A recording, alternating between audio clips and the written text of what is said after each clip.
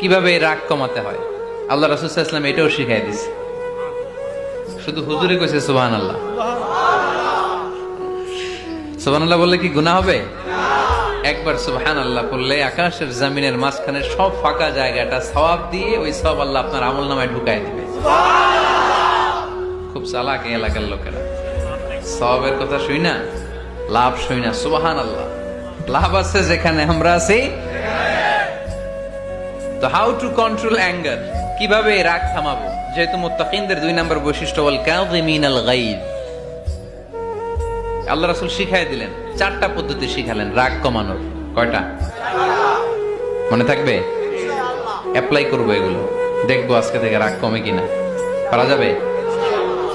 2 সাহাবী বিশ্বনবীর সামনে ঝগড়া লাগলেন, কথা কাটাকাটি, কথার পিঠে কথা, কথার নাম লতা। কথা বলতে